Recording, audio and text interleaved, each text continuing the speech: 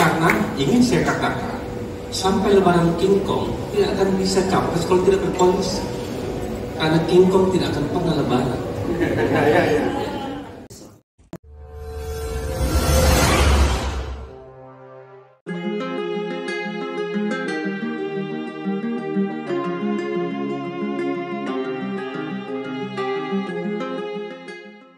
Dari tempat ini kepada Bapak kami persilakan.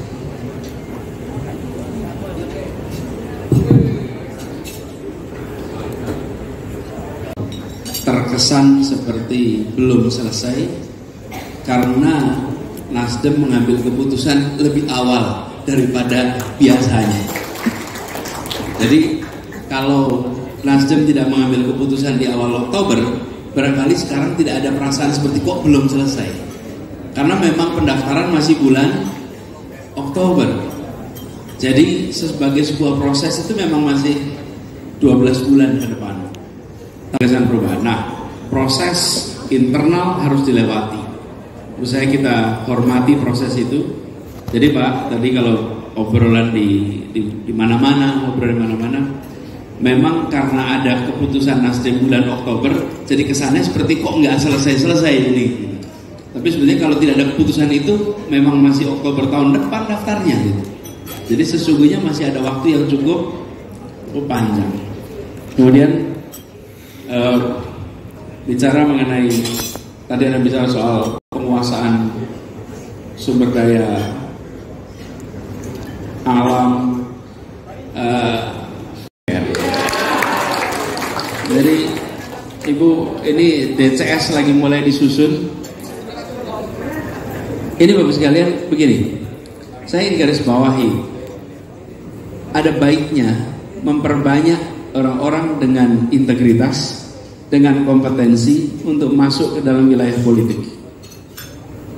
Jangan sampai, saya sering katakan, saya ulang di sini, jangan sampai kita ini terbalik mindsetnya. Kalau orang tak bermasalah masuk politik, dipermasalahkan. Kalau ada orang bermasalah masuk politik, tidak dipermasalahkan. Jangan sampai kebalik begitu. Jadi Bu Sandra lebih baik turun tangan daripada urun angan. Kan kalau menyampaikan lisan namanya urun angan, tambahin T aja di depannya itu. Jadi turun tangan. Turun tangan. Jadi mudah-mudahan dengan begitu DPR kita lebih baik. Kemudian si A tugasnya X, si B tugasnya Y, si C tugasnya Z, si D tugasnya H, si D. Saya berikan assignment. Masing-masing saya diskusikan. Anda tugasnya 1, 2, 3. Karena saya cuma mimpin 5 orang. Oke? Ketika saya mimpin 150 orang, maka saya buat SOP. Saya susun SOP-nya untuk 150 orang ini, supaya semua bisa bekerja. Saya rasa siapapun yang pernah menjadi manajer, memimpin pasti tahu. Bikin SOP-nya supaya bisa berfungsi. Tapi kalau saya memimpin 180.000 orang, saya tidak bisa pakai tugas untuk tiap orang, saya tidak bisa kasih SOP untuk tiap orang. Kenapa? Karena yang saya pimpin pakainya nilai. Berikan pada semua nilai. Kenapa? Karena dalam struktur itu ada pemimpin-pemimpin. Dari 180.000 orang yang saya pimpin, itu di antara 180.000 orang itu ada pemimpin-pemimpin. Yang paling atas berikannya apa? Value, nilai, arah. Itulah sebabnya kenapa kalau bicara memimpin, maka kita yang punya pengalaman mimpin kecil, mimpin sedang, mimpin besar, tahu persis. Kalau sudah memimpin besar, jangan melakukan micromanagement, nggak akan jalan, nggak akan jalan. Kalau melakukan mimpin kayak besar, pakainya micro questions, bukan micromanagement, tapi micro questions. Nah, saya ilustrasikan apa yang terjadi kami ketika memimpin di Jakarta. Saya menggunakan satu kalimat, Pak, untuk semua urusan. Apakah di dinas yang Bapak Ibu, di badan yang Bapak Ibu kerjakan, rasa keadilan sosial, gunakan itu, tetapkan nilainya. Itu dieksekusi, itu diawasi, akan hilang sebagai slogan. Dan rasanya akhir-akhir ini kita sering mendengar yang namanya kepemimpinan itu punya mission statement, punya vision, tapi tidak diturunkan menjadi micro questions. Begitu diturunkan menjadi micro questions, lalu semua pemimpin dimanapun akan bisa mengerjakan. Saya beri contoh. Value yang kita miliki tidak diturunkan menjadi micro questions. Top leaders tidak mungkin melakukan micromanagement. Tidak mungkin. Saya saja yang memimpin Jakarta 180.000 nih pasukannya. Pegawai di Jakarta 180.000. Saya tidak bisa melakukan micromanagement. Tapi yang saya lakukan adalah micro questions. Pertanyaan kecil. Bagaimana taman yang Bapak kelola, Ibu kelola bisa mempersatukan seluruh warga di sekitarnya? Nah, Anda pikirkan itu caranya. Bagaimana trotoar yang Anda buat itu bisa membangun perasaan kesetaraan bagi semuanya? Oh, diterjemahkan kemudian. Dan semua orang memiliki kompetensi kalau sudah dipilih menjadi pemimpin di unitnya masing-masing. Republik ini memiliki garis. Garisnya itu diwujudkan, ada di konstitusi kita. Kemudian itu diterjemahkan dalam bentuk micro questions. Nah, bila itu dikerjakan, ini sekaligus pertanyaan Bu Gisa, itu nanti bisa mengarahkan kita semua yang ada untuk bergerak pada nilai yang sama. Bergerak pada nilai yang sama. Malah kepleset-pleset semua itu dengan lapangan Polda musim hujan. Lalu yang kita lakukan adalah membangun lapangan persis seperti lapangan di JIS ini, tapi di kampung-kampung. Untuk siapa? Untuk rakyat kebanyakan, dan tidak boleh diberikan privilege pinjam. Pinjamnya hanya boleh untuk first come first serve. Yang datang awal yang dipinjami. Dan itu membawa kepada mereka perasaan saya dapat fasilitas dari negara yang kualitasnya tinggi, yang biasanya tidak dinikmati oleh mereka-mereka yang status sosial ekonomi rendah. Dan lapangan ini tidak boleh bayar. Tidak boleh bayar.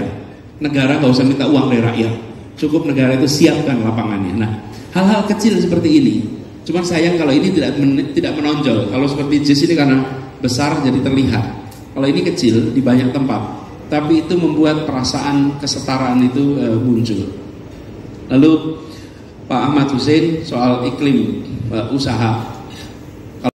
Dan sampai dengan hari ini kalau kita lihat transaksi besar, tanda tangannya tidak di Jakarta, tanda tangan di Singapura. Kalau orang masih tanda tangan di Singapura, artinya dia tidak percaya dengan sistem hukum kita. Dan itu PR besar buat Indonesia. Dunia internasional begitu sampai investasi yang besar, maka tanda tangannya menggunakan jurisdiksi. Prof. Tajudin masih tahu jurisdiksinya, jurisdiksi Singapura, Hong Kong, Jepang, tapi tidak menggunakan jurisdiksi kita. Jadi satu, pastian hukum. Yang kedua, yang mendasar sekali adalah keleluasaan di dalam mengurus segala macam urusan dengan pemerintah yang harus disederhanakan. Terbukti, persepsi yang diciptakan tanpa kenyataan rapuh. Persepsi yang ditopang kenyataan solid. Kami ingin bangun persepsi berdasarkan kenyataan. Itu yang kita lakukan. Jadi Bapak boleh nanti sampaikan. Kalau itu dijawab lebih jauh, apa contohnya? Dan biasanya begitu sampai contohnya kesulitan memberikan contoh. Malah kemudian Bapak bisa memberikan contoh Pak Markus. Pak Pendeta Markus bisa berkorespondensi dengan teman-teman para pendeta di Jakarta. Dan saya sering sampaikan, saya tidak minta untuk disukai, saya tidak minta untuk dipilih. Saya hanya minta kepada semua, jangan menggunakan hoax untuk menilai, gunakan kenyataan untuk menilai.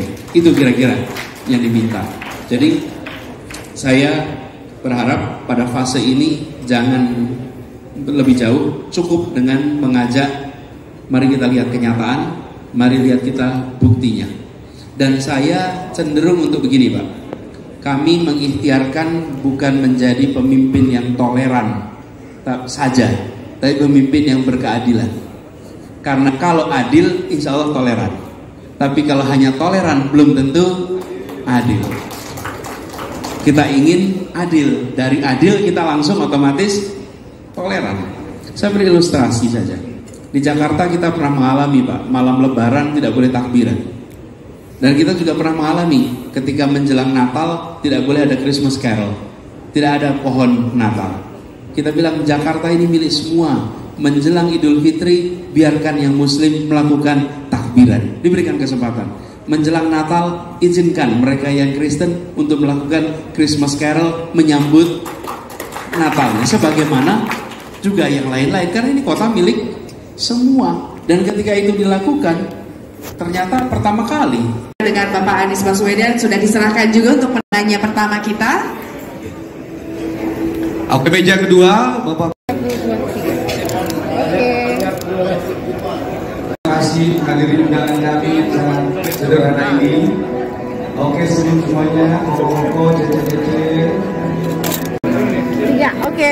Mohon doa restu. Nah, ini profesor kita,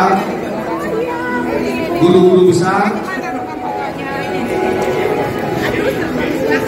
Hitsmi. Kalau masih kurang minta lagi nanti Pak. Terima kasih.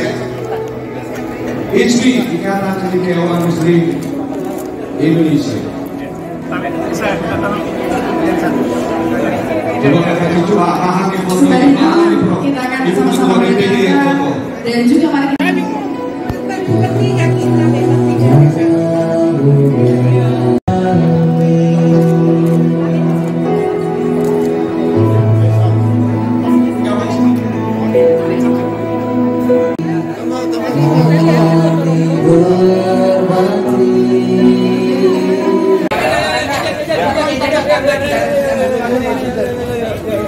Ada